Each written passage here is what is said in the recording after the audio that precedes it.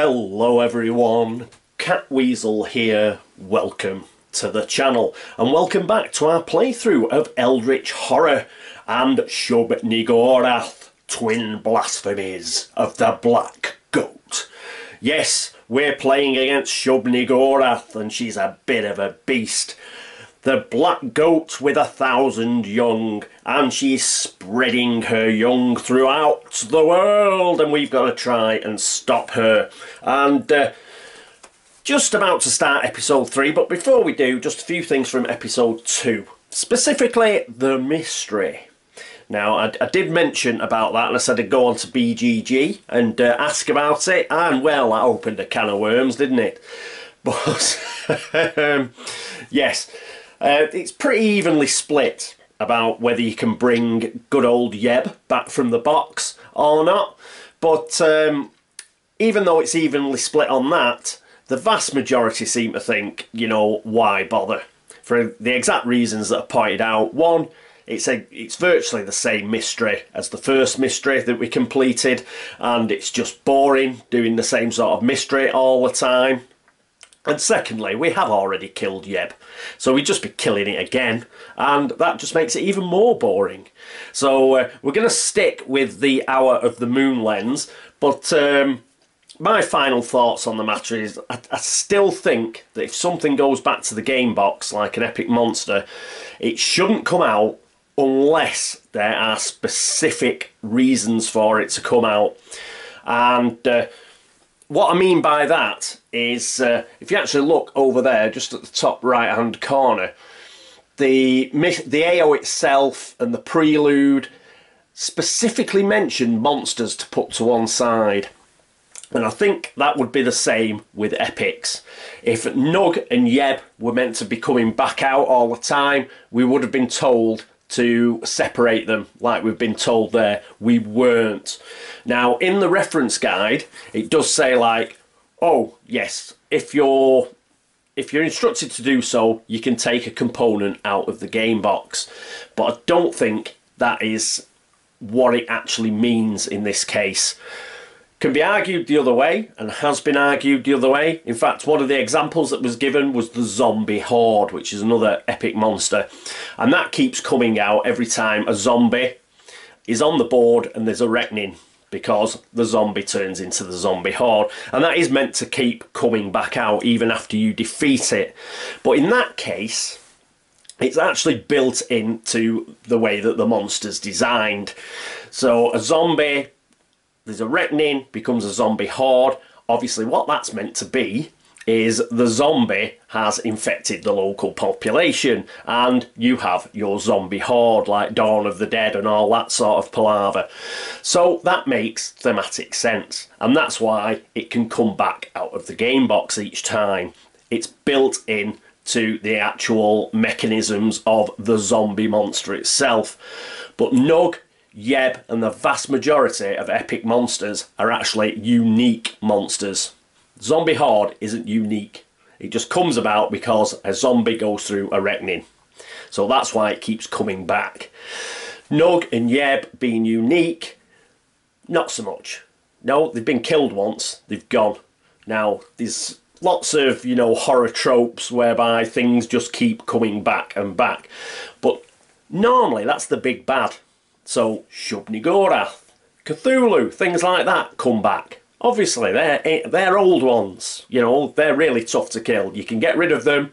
They'll go back to the nether region from whence they came, but that doesn't mean that they can't be resummoned. But lieutenants, you know, your Nugs and your Yebs, they're the sort of things during stories, during movies, that you actually do kill and don't come back. It's the big bads that come back. So I'm sticking with what I've done, and I think that is actually the spirit of the game and the way to play it. But if you don't agree, feel free not to agree. I don't care. So we're just going to carry on. Yeah, so we're going to stick with the Hour of the Moon lens. I've took out the other mystery, which, you know, the spawn mystery to bring Yeb out, just so we don't pull it again. Assuming we get to the third mystery, that is, just to save us time with that one. So yes, we're going to stick with Hour of the Moon lens. Is there anything else to mention? Not really. I'll mention it. There are a couple of things, because I mentioned right at the end of the final episode, I mentioned some ideas that we might do. We're probably not going to do them, but as I go through each individual investigator, I'll explain why, because I've had a bit of a think. But other than that, we can crack on with episode 3. We've had a change of lead investigator. Leo is going to be our lead investigator. So let's get across to his player tray.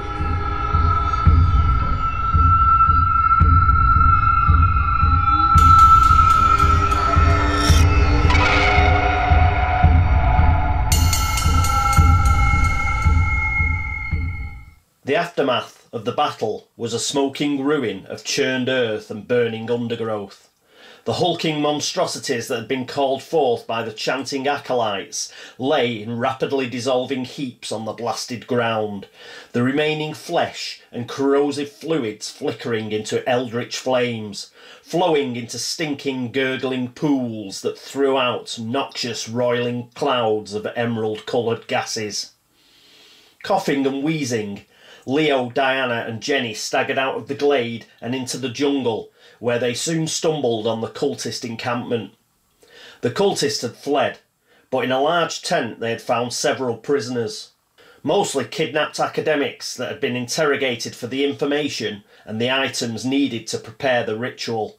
Leo struck up a conversation with the Santiago Museum's Director of Antiquities, who was extremely helpful as they searched the camp, turning up several interesting finds and artefacts.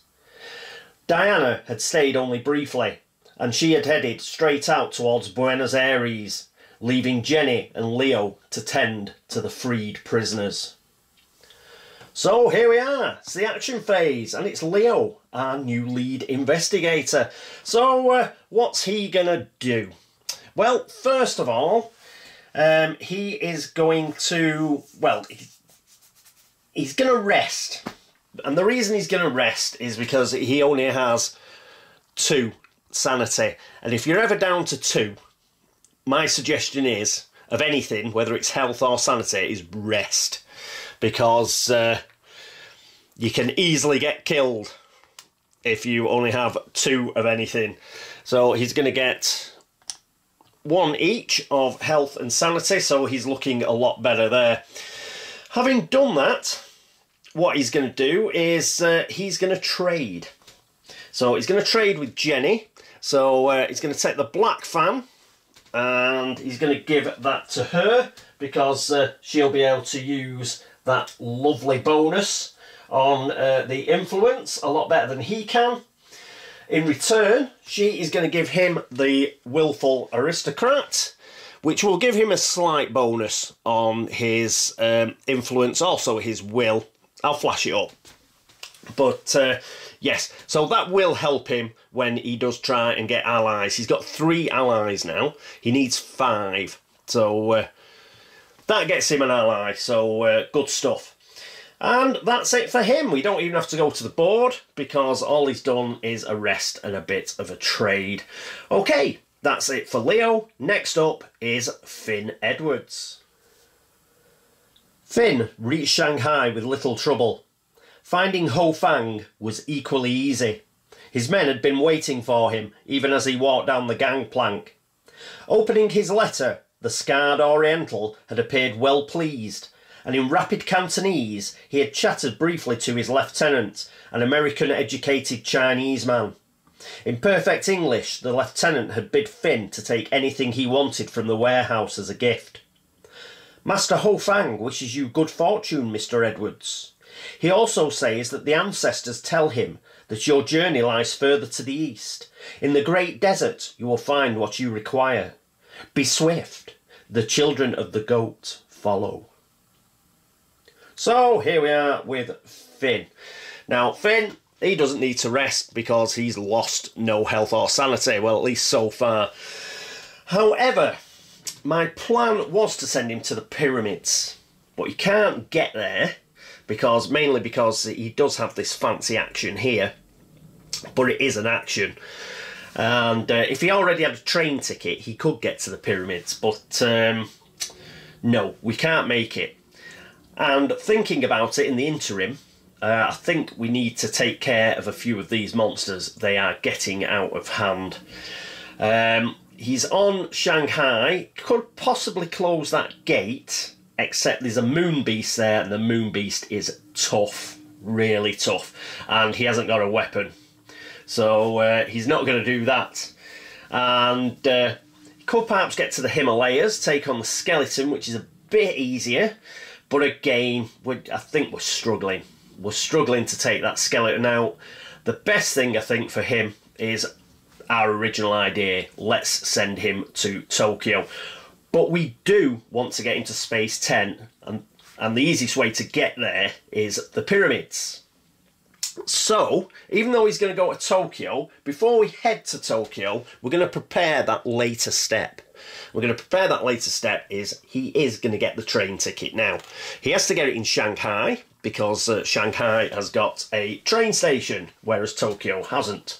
Obviously, Tokyo does have a train station, but in this game, you need an actual a train line going to the actual city in question, and Tokyo doesn't have one.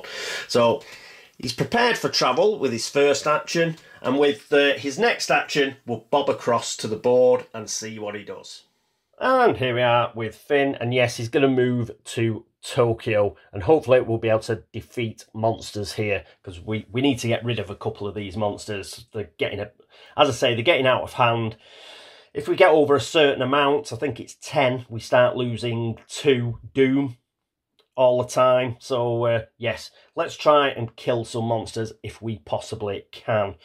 So he's in Tokyo, and he will be able to have an encounter there. He couldn't have an encounter in Shanghai because the moon beast would stop him. He'd have to kill the moon beast first. And similarly, that's stopping him getting into the gate, really. This moon beast is tough.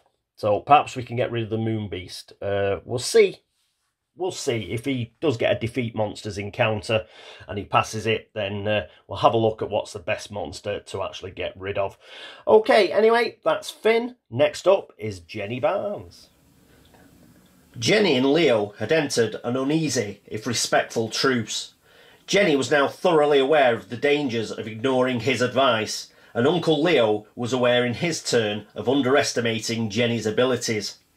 Together they searched the camp with some of the imprisoned and began to make some rudimentary plans. The children of the Black Goat and the Order of the Silver Twilight must be stopped. They needed more allies and they needed more equipment. That much was obvious. So here we are with Jenny. And very similar to Leo, she's in a bit of a pickle because she's only got 2 health. He had 2 sanity, she's got 2 health. And it's not ideal in this game to start running around with only 2 of something because you're likely to get killed. So yes, she is going to rest for her first action. And she gets a health and a sanity back, which is great. And then I think she is going to move. So she's going to head to Buenos Aires. So let's get across to the board. And here we are with Jenny. Yeah, she's just going to move to Buenos Aires, where she's going to join the lovely Diana Stanley. And that's the end of her action phase. But speaking of Diana, yes, she is next. Diana had left the ancient ruins almost immediately. It must appear as though she had fled the carnage, like her fellow cultists, if her cover was to be maintained. She would make her way to Buenos Aires and pretend that she had fled in a panic. From there she would hatch a plan to further confound the schemes of Sanford and his allies.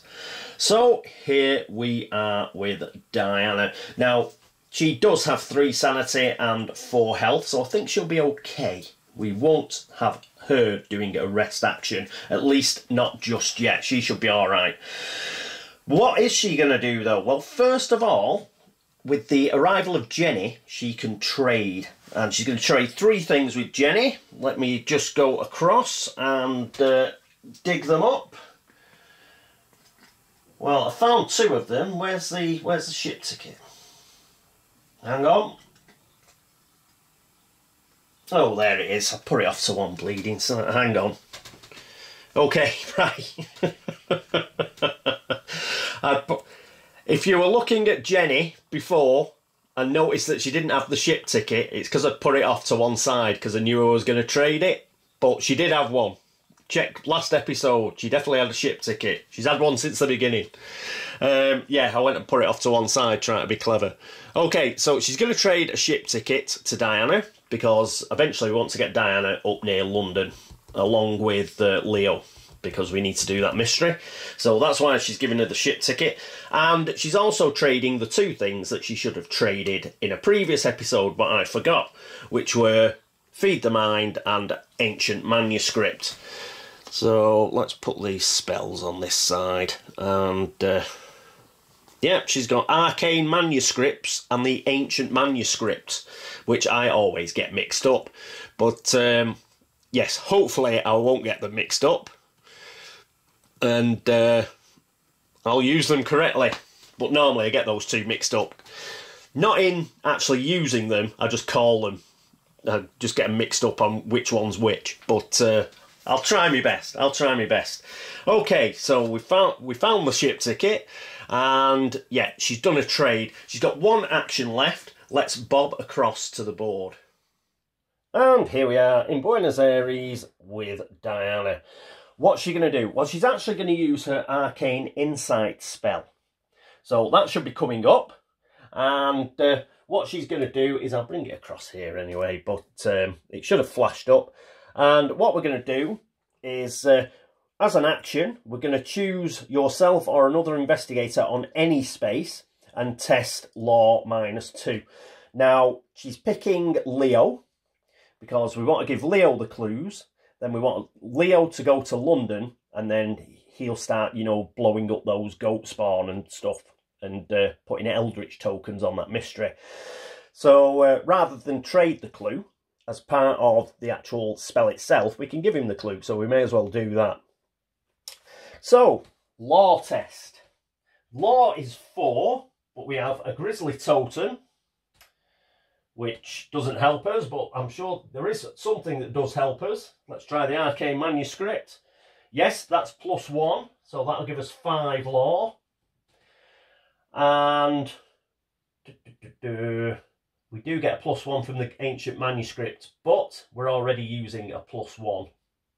But we can re-roll a die with the Ancient Manuscript. So we've got 5 law, -2, we're going to be rolling 3 dice, and we have got a re-roll. So let's grab 3 dice. And a lot of successes, please. We get 2 6s, so 2 successes. I'm going to have to scan this. I'll scan this at...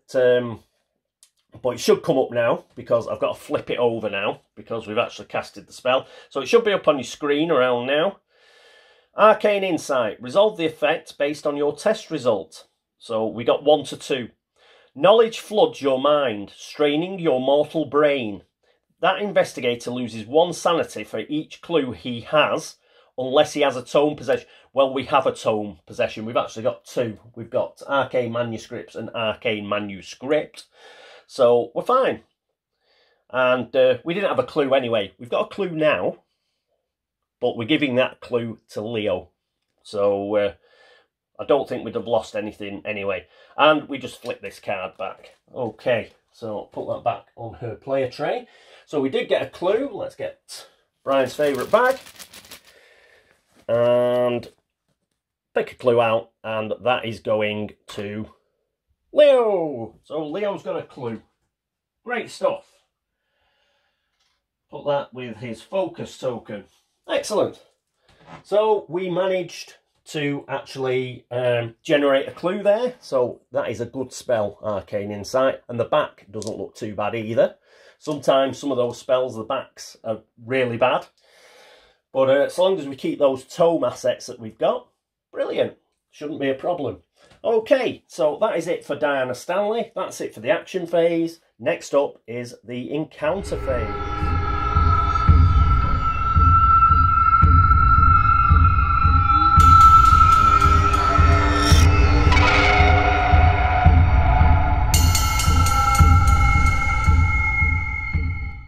And here we are at the encounter phase with Leo. I've actually found a way to be able to scan these and crop them. So, yay, more work for me. So we'll do a cut. And this is the top card. And obviously he's going to have a wilderness encounter. So I'll flip this over and you should be able to see it any time now. The remains of a long-dead explorer lie before you. Some of his gear still seems salvageable, and he won't miss it. You dig through the dead man's pockets, gain one random item asset from the deck, and lose 1 sanity. Okay.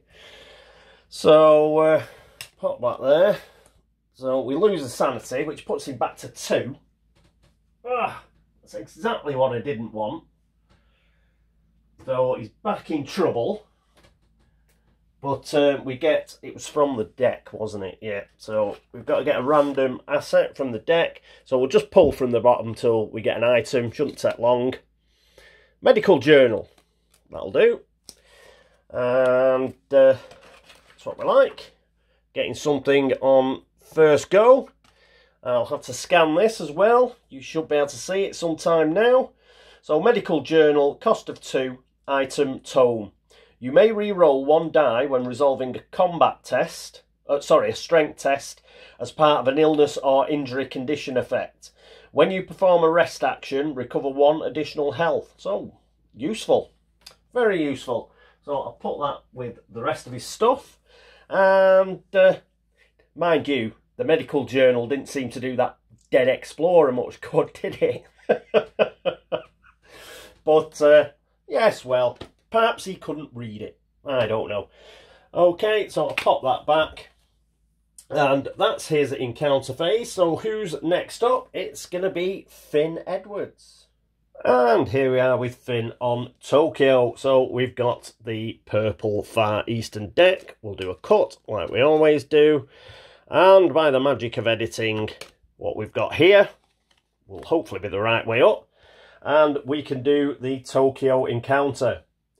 Yuzuru Hiraga has engineered a fleet of ships to fight unnatural horrors. If you can navigate the naval bureaucracy to reach him, he will help. You may spend 1 focus to choose 1 monster on any space. The chosen monster loses 2 health. Well, we haven't got any focus. The only person with any focus is good old Leo, and we haven't got any. So that means we cannot navigate the naval bureaucracy. So, bummer. So that's a good start, isn't it? So let's get rid of that. And let's pop this back up there. Well, at least something bad didn't happen. So, yeah. Downer. Okay, that's it for Finn. Next up is Jenny Barnes. And here we are with Jenny. She's on Buenos Aires, so it's the Green Americas deck. Let's do a cut. And we will pick off the top. And I've got it the right way around this time. So, Buenos Aires. As you listen to tangos on the radio, the announcer walks into your room and asks if you have seen the yellow sign. You may spend 2 sanity and gain a blight condition to gain 1 ritual spell. 1 random trinket asset from the deck, and 1 talent condition. No, we are not going to do that, because she's short on sanity. As it is, we're pushing it with Leo, so we're just going to leave that one. And, because it says if, yes, you may spend 2 sanity, we don't want to do that, so we're not going to do it. So that is it for Jenny. Next up, it is Diana Stanley. And here we are with Diana, who's on exactly the same space, so she's going to do exactly the same thing. So we're going to cut the deck again, and this is the one we've got, and I'll read it out for you. You should see it on the screen anytime now. Buenos Aires. You find a hidden altar to Dagon. Dun, dun, dun. The police are eager to destroy the shrine, so you quickly study the sigils before they're removed. Test law. So we actually get to roll some dice. Awesome. Her law is 4. She gets an extra 1 from, is it Arcane Manuscripts? Yes. And we've got a re-roll. So we're rolling 5 dice with a re-roll. 1, 2, 3, 4, 5. Get the shaker. Come on. And we get 3 successes. Awesome. So let's see what that says. If you pass, gain 1 ritual spell. And I'm not bothered about the fail condition, but you guys can read it if you wish.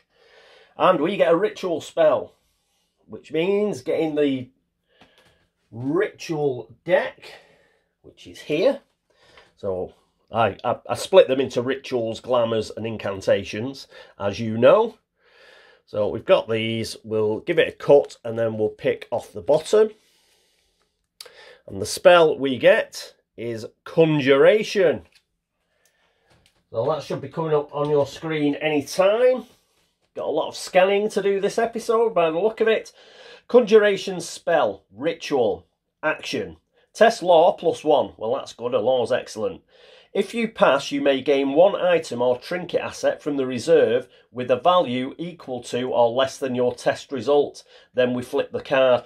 Great, great. Because if she gets a really high test result, then she could perhaps get something really funky.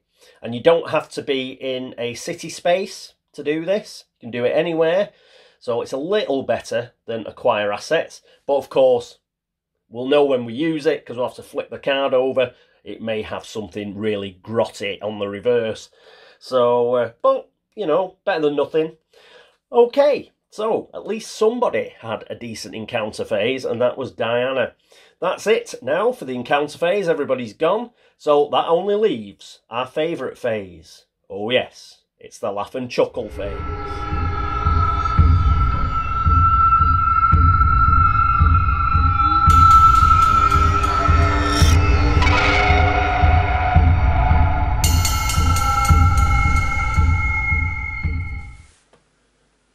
And here we are at the laugh and chuckle phase, the good old mythos phase. We love it. Okay, so I've got the deck out, it's here, and we may as well crack on with it. Now, it's going to be a yellow or a blue. And one thing I forgot to mention when I was doing Diana Stanley's turn, I meant to, is all these guys here.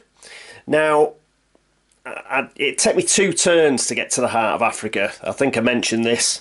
And the reason I didn't try it, it is a 50-50, but we're either getting a rumour or we're getting a yellow card, which is a reckoning. And if we get a reckoning, that cultist there changes into a goat spawn or a dark young. So I don't think I can make it. Even getting the ship ticket off what's her face, Jenny, we could have travelled, but we'd have been in Cape Town. So I'd have been just hoping that we got the rumour. Yeah, hoping for a rumour.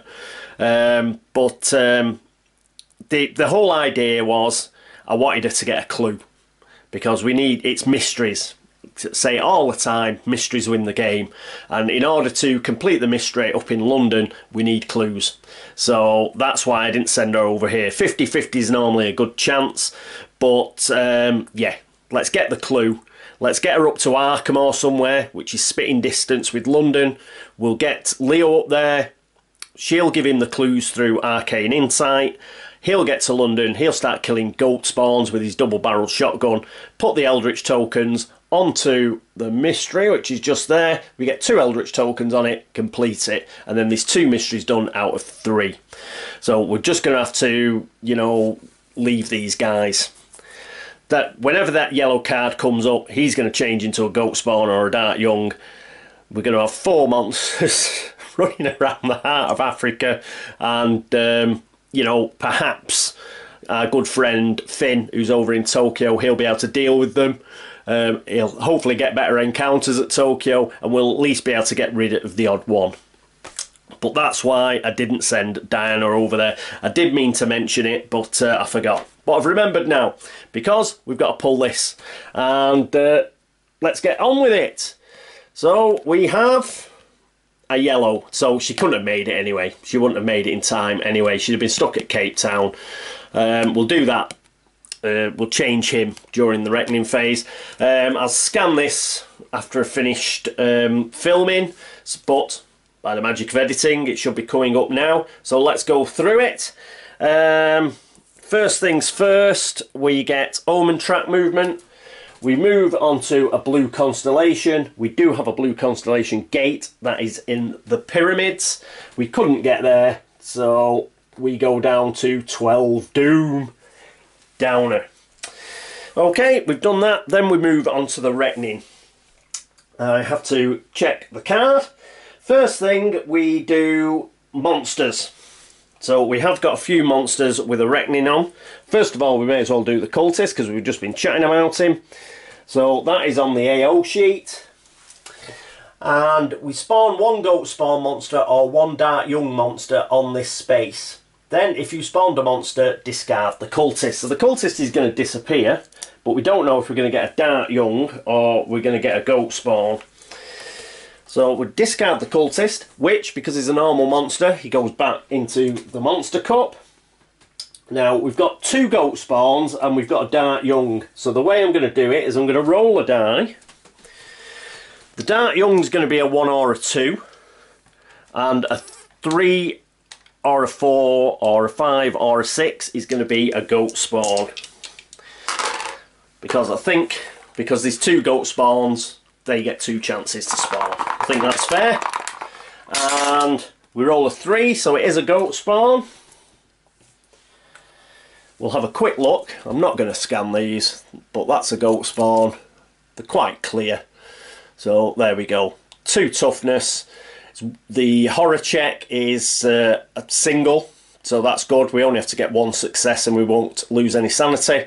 The combat test is -2, so if we get 2 successes we won't take any damage, and if we get 2 successes we will kill it because it's got 2 toughness. If you defeat this monster during a combat encounter, you may gain a dark pack condition to discard 1 monster from any space. In fact, that's pretty good.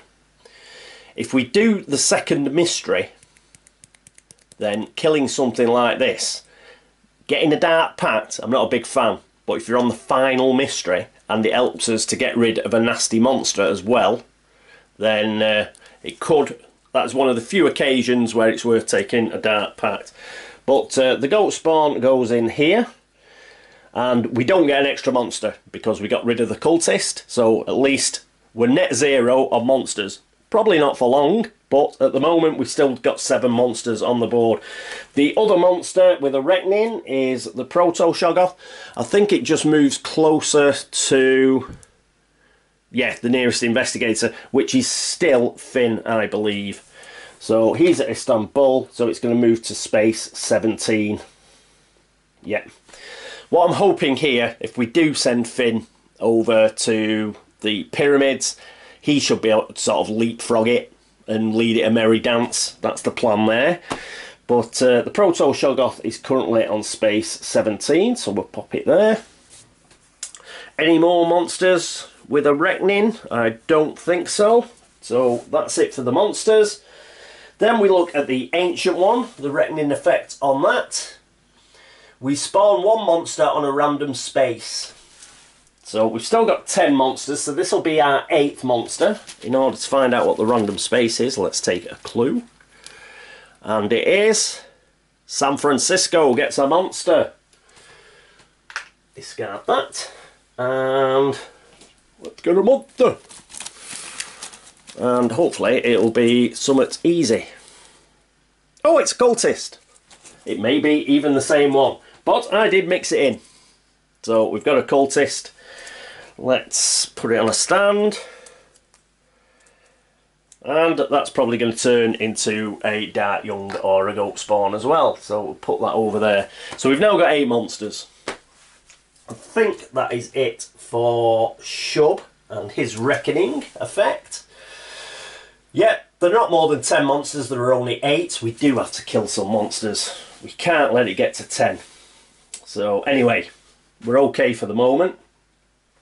We've done the AO, And now it's Mythos cards. Well, we've got no rumours, so that's fine, we can skip that. And after the Mythos card, it's Possessions and Conditions. I don't think we've got any conditions, and I don't think any of our possessions, I'm just checking very quickly, have got a reckoning on them. No, I'd have noticed. So, just Diana. No, she doesn't. So we're fine.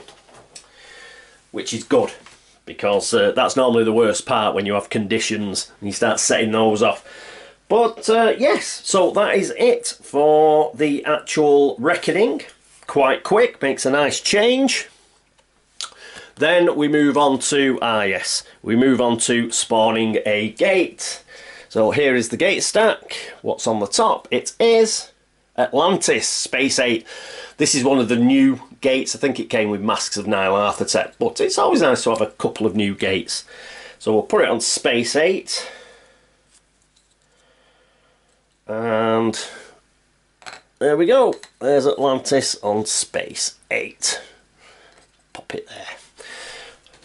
Right, new gate, new monster. We're up to 9 monsters. We've definitely got to kill some monsters, people. We're gonna have to sort something out. Let's go again, and we get a crawling one. I think these are really bad. I think this is going to be really bad. At least it hasn't got a reckoning. Yeah, 3 toughness. 3 toughness, -1 on the horror check. You've got to get 2 successes or lose sanity. The combat test is special because it's magically resistant. Damage is equal to your strength. Alright. Okie doke. But, alright. We've all got pretty good strength, so we should be able to kill it. Actually, it's quite easy to kill. Woohoo! Top banana. Let's get a stand for it. So we've got a crawling one on Space 8. How good. Perhaps on his way to London, Leo can deal with that, because we've got 9 monsters on the board now. We've got to kill it. We've got to kill some. Got to kill some. We've got too many monsters on the board. Right, so we've done the gate, and all that's left is to actually read the card itself. Well, no tentacles on it, there is that. You can't sleep and can't stop shaking. Compulsively, you open up your suitcase and count everything, gripping everything you own so tightly that your hands bleed. Burden of greed. Oh, I've had this one before. I'm gonna... Event. Each item may discard any number of item possessions, then he loses 1 health for each item possession that he has. Oh, I hate this one. But the key word there is item. It's a keyword, so if you've got something, for example, that's a spell or a trinket, that doesn't count as an item. Allies don't count as items. It's got to have the item keyword. Now I've got to go and have a look at everybody and see who's got what. Bear with me. Okay, I'm back. As regards actual items, Leo's got 2. He's got the medical journal and the double-barreled shotgun. He's not getting rid of any of those. Fortunately, he had a bit of health, so he's down to 3 health. He's going to spend 2 health because he's keeping those 2 items. We'll put that back into the supply. Finn Edwards, who's over here, he had 2 items as well. He had his whiskey and he had the secret page. Now, he's got a lot of health, so he's going to keep both of those as well. So he's going to spend 2. And I believe that leaves him with... He's still got 4 health, so he's fine.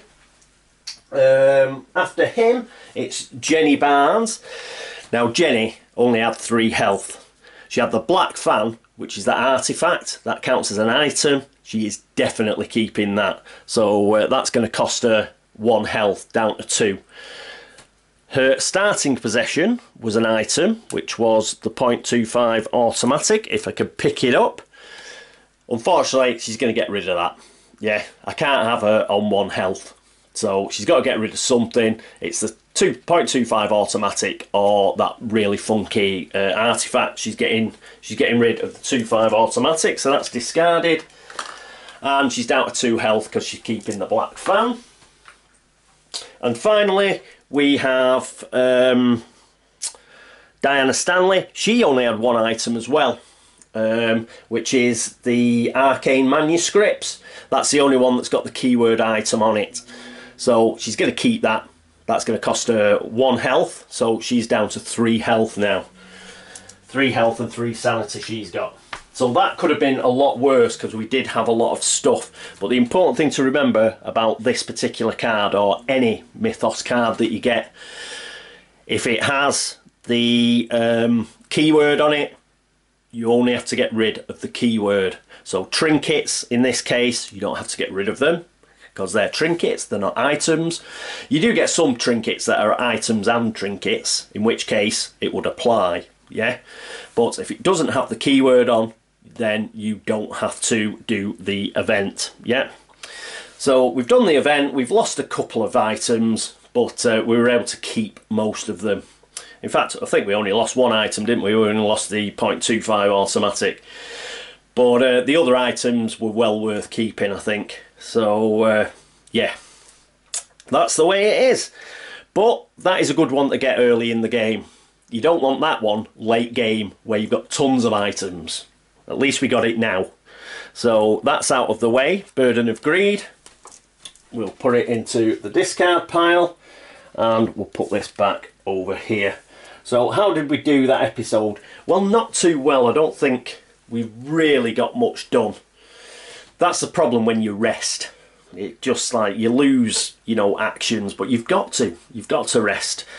And that's Nuggin Yeb for you. They've, like, you know, they put a hurting on 3 of our investigators, so we had to rest 2. And with that bloody Mythos card now, we've got 2 investigators in bad shape, really. Leo and Jenny are in bad shape, and but hopefully they'll pull through. We got a gate on Atlantis. It's a red sunburst gate, so that's not too bad. We've got a while before that kicks in, so we've got 3 red sunburst gates now. But monsters is a problem. We've got 9 monsters on the board. As soon as we get 10 monsters on the board, then when we have a reckoning, we're going to start losing 2 doom, and that will soon run out. We're on 12 doom now, so that'll just run away with us, and we'll end up waking up Shub Nigorath and getting our asses kicked. So we don't want that to happen. And yeah, the monsters, they're just getting it out of hand. We've got somebody with a decent weapon, but we need more weapons. Jenny is in Buenos Aires. She's going to have to do some shopping. She's kept the black fan, and we're going to have to get some. We're going to have to get rid of this crap. There's a lot of crap in here that we could do with getting rid of. Then hopefully we'll pull some decent weaponry out of the asset deck, because what's in the reserve isn't very good. The arcane assistant's alright for Leo, but mission briefings, the tear gas, it's a weapon, but you can only use it once and you've got to discard it. Protective amulet, or they're okay, these things, but you know, you want the dynamite, you want the Tommy gun, you want that sort of thing. Good job we pulled out the double-barreled shotgun early doors, but yeah, we've got to get some monsters killed, and very quickly. And I'm struggling to see how we're going to do it, because we're low on health and sanity already. Finn could do with a weapon. He might have to acquire assets and try and get a weapon or something. But and then he can take on that moon beast and the skeleton and the proto-shoggoth and at least kill a couple of them. Next up, we definitely know our next Mythos card is going to be a rumour, so that is more problems that we're going to have.